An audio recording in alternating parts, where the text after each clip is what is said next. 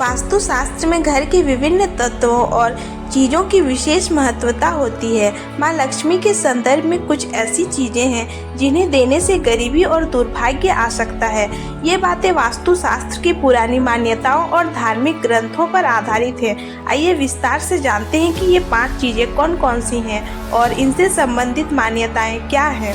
Number 1, पैसे और धन। मान्यता वास्तुशास्त्र के अनुसार धन को दूसरों को देना, विशेषकर बिना किसी कारण या आवश्यकता के, आर्थिक स्थिति पर नकारात्मक प्रभाव डाल सकता है। ऐसा माना जाता है कि धन का अनावश्यक वितरण आर्थिक संकट का कारण बन सकता है। विवरण: पैसा देना एक सामान्य सामाजिक क्रिया है, लेकिन जब यह बिना सोचे समझे और अनावश्यक रूप से किया जाता है तो यह संपत्ति की हानि का कारण बन सकता है। यदि आप दूसरों को पैसे देने का निर्णय लेते हैं तो सुनिश्चित करें कि यह जरूरतमंद लोगों के लिए हो और किसी प्रकार की वित्तीय समृद्धि में योगदान करे। उपाय: पैसे का दान करने से पहले यह सुनिश्चित करें कि आपके पास खुद के लिए पर्याप्त धन हो और आपका वित्तीय स्थिति स्थिर हो। केवल उस स्थिति में पैसे का दान करें जब आप पूरी तरह से सुनिश्चित हों कि यह दान आपको वित्तीय नुकसान नहीं पहुंचाएगा। नंबर 2, खाना, अन्न। मान्यता: अन्न का वितरण बिना सोच समझ के और अनावश्यक रूप से गरीबी और दुर्भाग्य को जन्म दे सकता है। भोजन का महत्व हिंदू धर्म में बहुत अधिक है और इसे उचित प्रकार से देना आवश्यक है। वितरण: खाना एक महत्वपूर्ण संसाधन है और इसका वितरण, खासकर अगर इसे बिना जरूरत या अनावश्यक रूप से किया जाए तो यह व्यक्ति के घर की समृद्धि पर असर डाल सकता है। भोजन का वितरण करने से पहले यह सुनिश्चित करें कि आप इसे सम्मान और प्रेम के साथ कर रहे हैं और यह सुनिश्चित करें कि भोजन प्राप्त करने वाला व्यक्ति वास्तव में इसकी जरूरत महसूस करता है। उपाय: जब भी भोजन का दान करें तो यह सुनिश्चित करें कि यह न केवल आवश्यक लोगों को दिया जाए बल्कि यह भी सुनिश्चित करें कि भोजन की गुणवत्ता और स्वच्छता बनी रहे। भोजन का वितरण किसी भी प्रकार के दिखावे या तात्कालिकता से परे होना चाहिए। नंबर 3, वस्त्र, कपड़े। मान्यता: कपड़े, खासकर पुराने और उपयोग किए गए कपड़े का अनावश्यक रूप से देना भी गरीबी का कारण बन सकता है। पुराने कपड़े देने से यह माना जाता है कि आपकी आर्थिक स्थिति पर नकारात्मक प्रभाव पड़ सकता है। विवरण: कपड़ों का दान करते समय यह ध्यान रखना महत्वपूर्ण है कि यह केवल जरूरतमंद लोगों के लिए हो और सही समय पर किया जाए। पुराने और उपयोग किए हुए कपड़े, खासकर जिनकी स्थिति अच्छी ना हो, देने से बचना चाहिए। उपाय: कपड़े का दान करते समय यह सुनिश्चित करें कि कपड़े अच्छे स्थिति में हों और उन्हें सही व्यक्ति को दिया जाए जो उनकी ज़रूरत महसूस करता हो। किसी भी प्रकार के दान को स्वच्छता और सम्मान के साथ करें। नंबर 4, गहने, आभूषण। मान्यता: आभूषण और गहनों का वितरण भी वास्तुशास्त्र में गरीबी का संकेत माना जाता है। आभूषण का अनावश्यक रूप से दूसरों को देना घर की वित्तीय स्थिति को प्रभावित कर सकता है। विवरण: आभूषण एक महत्वपूर्ण संपत्ति होती है और इसे देने से पहले यह सुनिश्चित करना चाहिए कि इसे सही व्यक्ति को दिया जाए और यह आपकी आर्थिक स्थिति पर नकारात्मक प्रभाव न डाले। उपाय: आभूषण का दान करते समय यह ध्यान रखना महत्वपूर्ण है कि यह एक विशेष अवसर और सही समय पर किया जाए। किसी भी प्रकार के गहनों का दान सोच समझकर और सम्मान के साथ किया जाना चाहिए।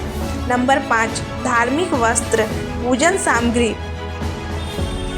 मान्यता: धार्मिक वस्त्र जैसे कि पूजा के दौरान उपयोग की जाने वाली सामग्री का दान भी गलत तरीके से किया जाए तो यह वित्तीय कठिनाइयों का कारण बन सकता है।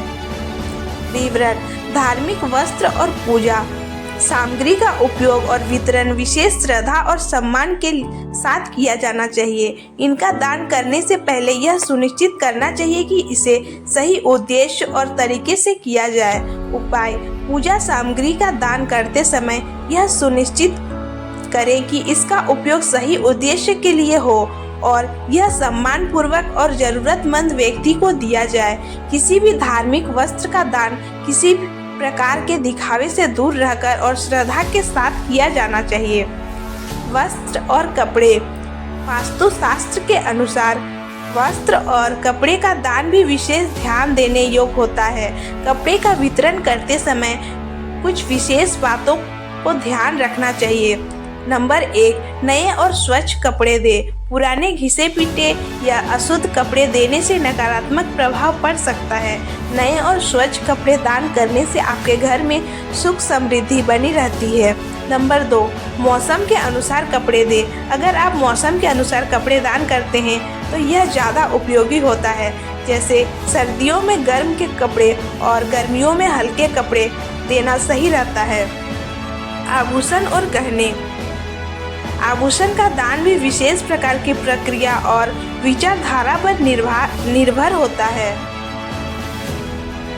नंबर 1, सहेज कर दान करें। अगर आप गहनों का दान करने का विचार कर रहे हैं तो सुनिश्चित करें कि वे अच्छे स्थिति में हों और किसी धार्मिक या सामाजिक अवसर के लिए उपयुक्त हों। नंबर 2, स्पष्ट उद्देश्य स्पष्ट करें। गहनों का दान करते समय यह सुनिश्चित करें कि आप इसे किसी विशेष उद्देश्य के लिए दे रहे हैं, जैसे कि दान, पुण्य या विवाह संबंधी समारोह। धार्मिक वस्त्र और पूजन सामग्री। धार्मिक वस्त्र और पूजन सामग्री का दान करते समय ध्यान रखें। नंबर 1, सही समय पर दान करें। धार्मिक वस्त्र और पूजन सामग्री का दान शुभ समय पर और सही अवसर पर करना चाहिए ताकि यह अधिक प्रभावी हो। नंबर 2, सम्मान पूर्वक दान करें। इन वस्त्रों का सम्मान पूर्वक और प्रेम पूर्वक दान करना चाहिए। इन्हें गंदा या अशुद्ध हालत में ना दें। सामान्य सलाह। नंबर 1, ध्यान पूर्वक और सोच समझकर दान करें। किसी भी प्रकार का दान करते समय यह जरूरी है कि आप सोच समझकर और उचित स्थान समय पर करें। यह ध्यान में रखें कि दान से पहले आपकी आर्थिक स्थिति स्थिर हो। नंबर 2, दान का उद्देश्य स्पष्ट करें। दान करते समय यह सुनिश्चित करें कि आपका उद्देश्य नेक हो और इसका सकारात्मक प्रभाव आपके जीवन और आर्थिक स्थिति पर पड़े। नंबर 3, दान के बाद सकारात्मक सोच रखें।